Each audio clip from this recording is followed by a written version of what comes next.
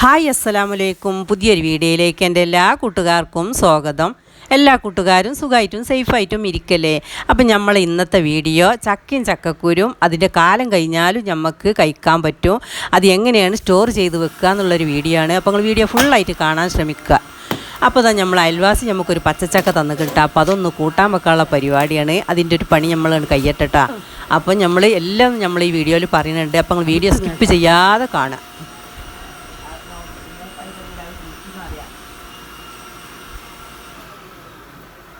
ഏതാ വണ്ടി ഇതിലാ?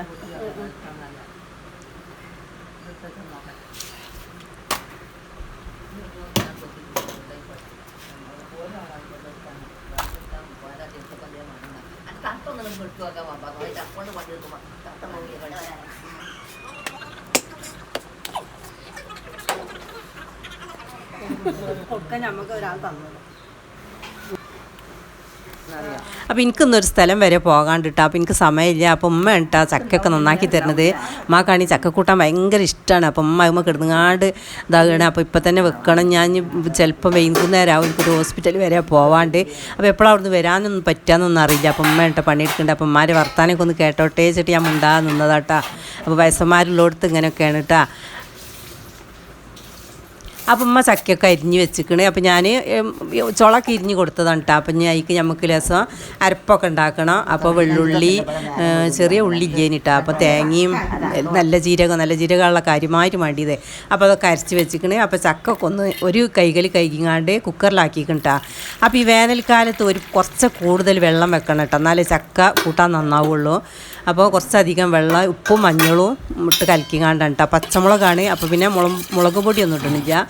അപ്പോൾ കുറച്ചധികം വെള്ളം, ഇത്ര വെള്ളം നമ്മൾ വെക്കുന്നുണ്ട് കേട്ടോ. കുക്കറിലാച്ചിട്ട് വെള്ളം കുറച്ച് വെക്കരുത്, വെള്ളം കുറച്ച് കൂടുതൽ വേണം. അപ്പം മഞ്ഞൾപ്പൊടി ഉപ്പും കലക്കിങ്ങാണ്ട് ഞാൻ അതിലേക്ക് ഒഴിച്ച് കൊടുക്കണം കേട്ടോ. മഴക്കാലത്താണെങ്കിൽ ചക്കയിൽ വെള്ളം വെക്കണം എന്നില്ല, കുറഞ്ഞ വെള്ളം മതി. ഇപ്പം ചക്കക്ക് നല്ല വെള്ളം വേണം, അപ്പോഴേ ചക്ക രസം ഉണ്ടാവുള്ളൂ. അല്ലഞ്ഞാൽ ചക്ക ഇങ്ങനെ വേറൊരു കോലത്തിൽ വരും കേട്ടോ, വെള്ളമില്ലാതെ ഉണങ്ങിയ മാതിരി വരും. അപ്പോൾ നമ്മൾ ആ വെള്ളമൊക്കെ ഒഴിച്ച് കൊടുത്തുകാണ്ട് കുക്കറിൽ ഒന്ന് ഒരു 2-3 വിസിലടിച്ചാൽ ചക്ക കൂട്ടാനായിക്കോളും. അപ്പം ഇപ്പം ചക്കക്കാലം ഇങ്ങനെ വരില്ലേ. അപ്പോൾ ഇപ്പം എല്ലാവർക്കും ഭയങ്കര കമ്പാട്ടാ. അപ്പോൾ പിന്നെ ചക്ക ആയി, എല്ലാവരും കഞ്ഞി കുടിച്ചാണ്. അപ്പോൾ ഞാൻ ഒരു വഴിക്ക് പോകാമെന്നറിയില്ല. അപ്പോൾ എനിക്ക് ചോറ് തിന്നുകാണ്ട് ചക്കക്കൂട്ടാനെ കൂട്ടിക്കാണ്ട് പോവട്ടാ. അപ്പോൾ നമ്മൾ അനിയത്തിനെ പ്രസവത്തിന് ഹോസ്പിറ്റലിലാക്കിക്കണം, അതാട്ട പെട്ടെന്ന് പോകണത്.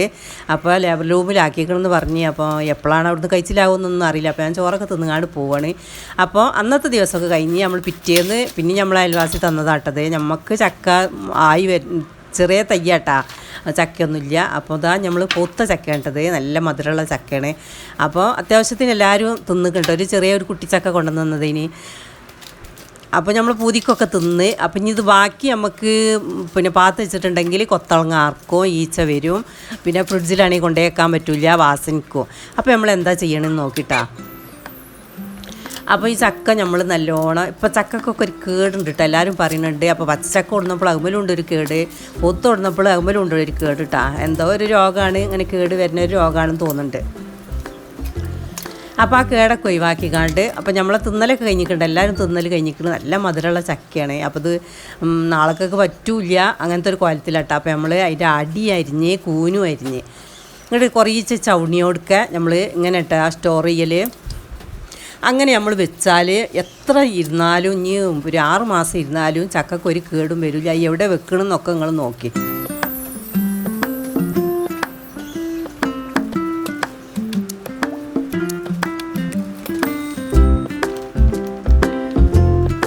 അപ്പോൾ ഇതാ ഇങ്ങനത്തെ ഈ സിബിലോക്ക് കവറുണ്ടല്ലോ, അപ്പോൾ അയിക്കാട്ടെ നമ്മൾ വെക്കേണ്ടത്. അപ്പോൾ പിന്നെ സ്മെല്ലൊന്നും വരില്ല, നല്ല സുഖമായിട്ട് ഇരുന്നും ചെയ്തോളൂ. അപ്പോൾ ഇത് കണ്ടില്ലേ, ചുള ഒറ്റയ്ക്ക് ഇരിയല്ല കേട്ടോ. ആ ചവണിയോടൊക്കെ ഇങ്ങനെ അടിയും അരിയ കൂനും അരിയ അങ്ങനെ ഇട്ടാ വെക്കേണ്ടത്.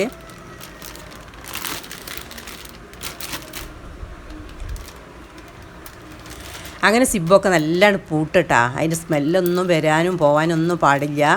അപ്പോൾ നമ്മളിത് കൊണ്ടുപോയി വെക്കണമെന്ന് നോക്കിയിട്ട് ഞങ്ങൾ. അപ്പം ഇനി എത്ര കാലം ഇരുന്നാലും ഒരു 6 മാസം ഇരുന്നാലും ഇനി ആരെങ്കിലും ഗൾഫിൽ നിന്ന് വരാണ്ടെങ്കിൽ നമുക്ക് ചക്കൊക്കെ എപ്പോഴും ഇല്ലാത്ത സാധനമല്ലേ. അപ്പോൾ നമ്മൾ ഫ്രീസറിൻ്റെ ഉള്ളിലാട്ടോ കൊണ്ടുപോയി വെക്കേണ്ടത്.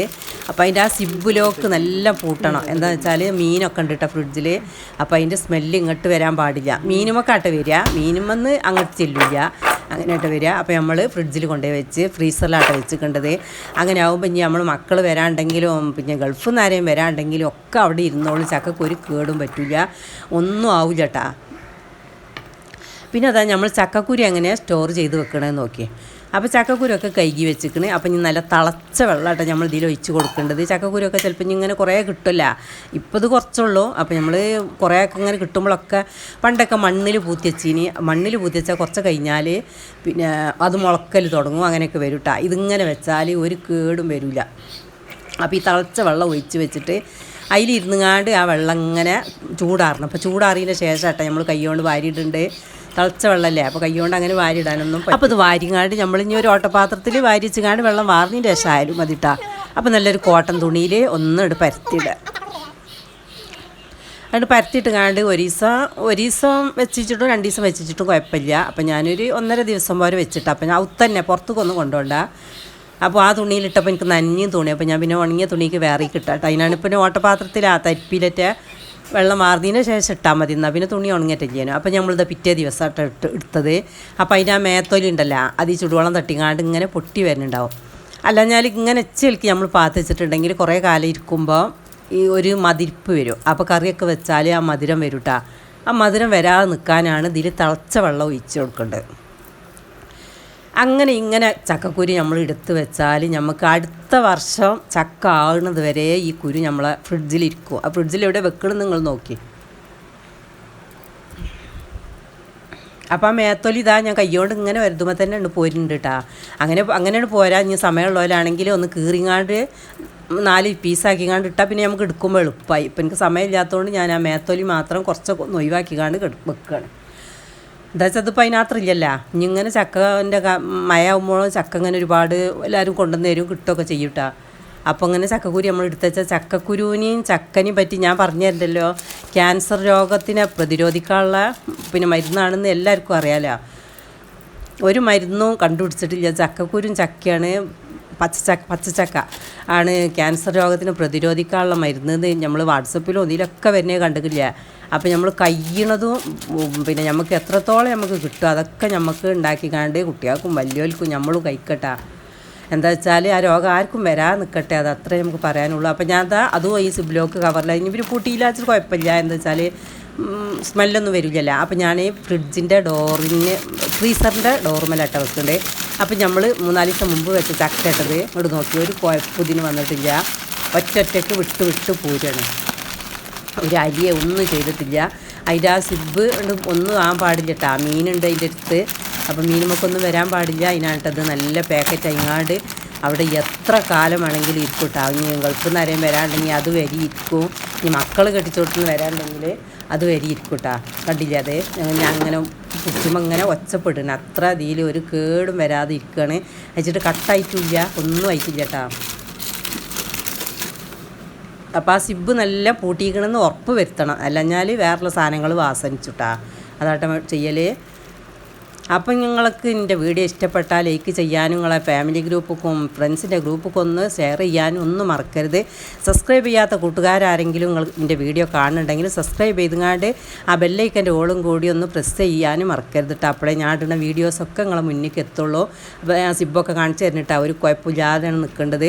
അപ്പോൾ ഇൻഷാ അല്ലാഹ് അടുത്ത വീഡിയോയിൽ കാണാം. അസ്സലാമു അലൈക്കും.